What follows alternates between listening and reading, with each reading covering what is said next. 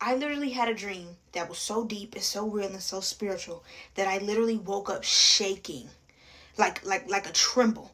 And it was cold in my room. But baby, I sleep in the cold. That's comfortable for me. I sleep in the cold every single night. And I wake up just happy and feeling blessed and feeling grateful. But no, like I was shaking from this dream, like trembling, like teeth chattering.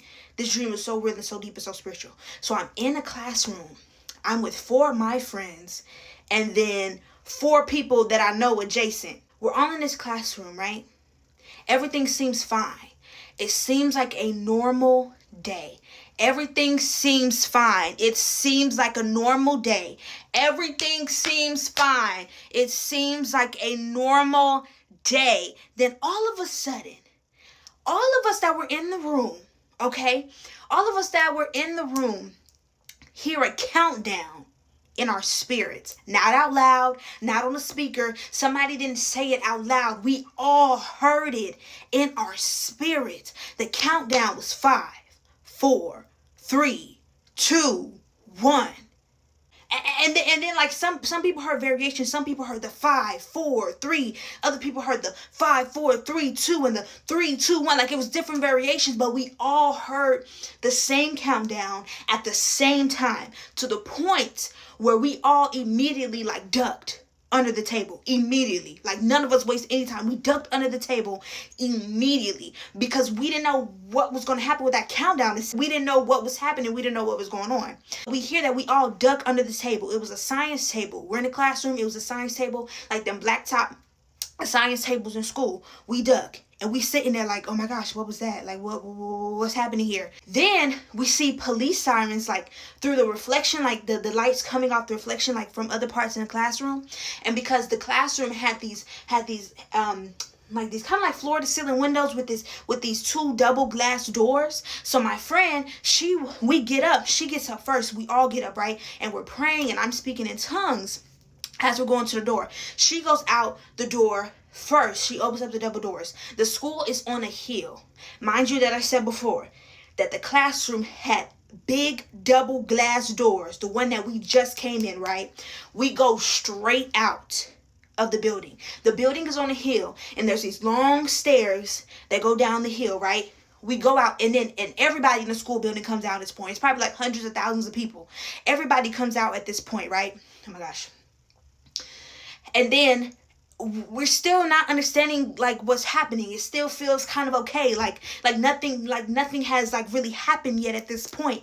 Then these 2 police officers show up at the bottom of the stairs. One of them has a long white scroll-like paper and he's talking through a bullhorn. Okay, we really were not paying attention to what he was saying, but he was saying what was about to happen. Not like he was a prophet coming to tell us, but he was on the ops team and he was telling us what the ops was about to do. But still, we really weren't paying attention for real.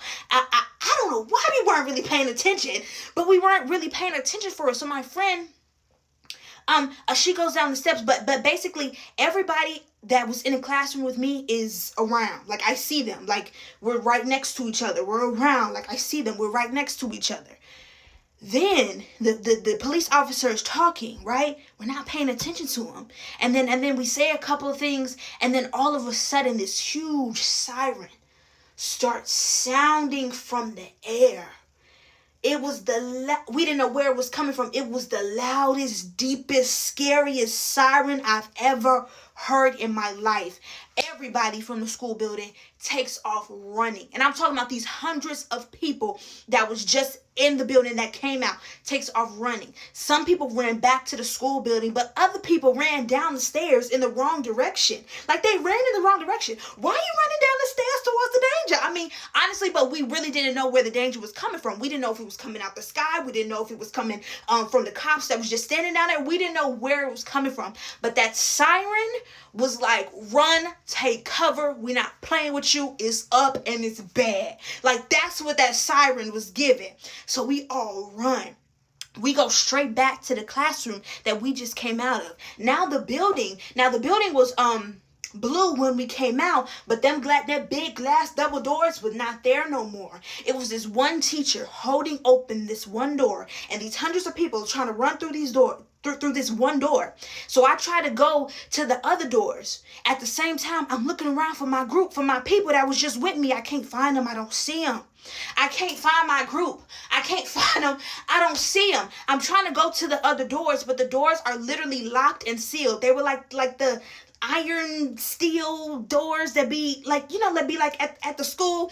They were sealed. They were shut. They didn't even have a handle. We could not get through them doors. So then I tried to go through the other door, and I even tried to wait a little bit because I could not find my people. I'm like, oh my gosh, where's Air? Where's Michaela? Where's Mackenzie? Where's Erica? Where's this? Where's that? I'm trying to figure out where they are, but I cannot find them. I cannot see them. I do not know where they are at. So then I finally get through the door. Thank Jesus that I finally get through the door. But when I get through that door, oh my gosh, I still can't find nobody. I'm even waiting a little bit right there to see if somebody's gonna come behind me, because we was just all together. Why are y'all not with me right now? We were just all together. So then I woke up and I was shaking.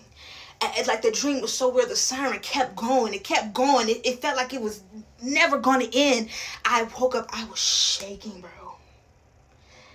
I woke up and I was shaking, and I just felt it was my people wasn't there.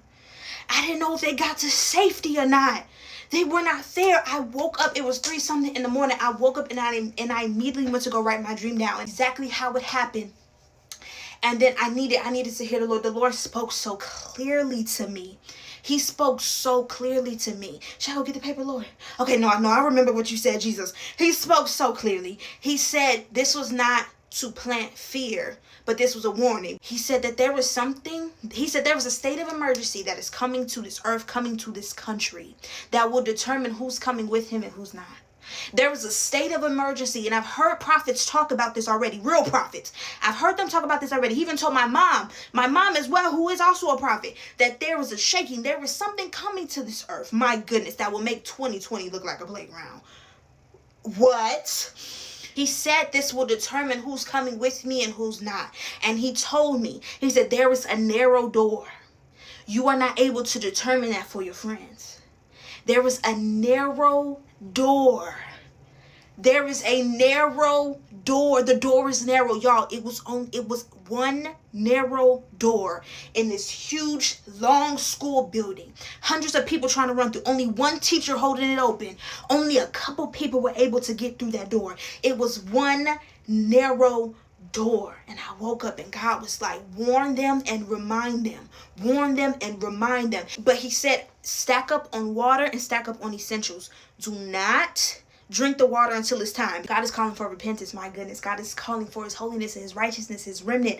God is calling for his people, man. Now, I fully, wholeheartedly believe that my people will get through that narrow door. I just wasn't able to see them in the dream. But if you have been obeying the Lord, if you have been choosing the Lord, if you are on the side of God, then by golly gee, you will get through the door. But you got to get through the door. But you have to choose the Lord. Just like you have to obey the word of the Lord. If Noah would have never obeyed the word of the Lord, he would have never been in the ark, and he would have been in that flood. My goodness. God is calling for repentance. He's calling for his remnant. He's separating the wheat from the tares. And that narrow door, my gosh, is open now. And I want everybody to get through that narrow door. But it's only one door. There ain't no other door. It's only one. And it's real narrow.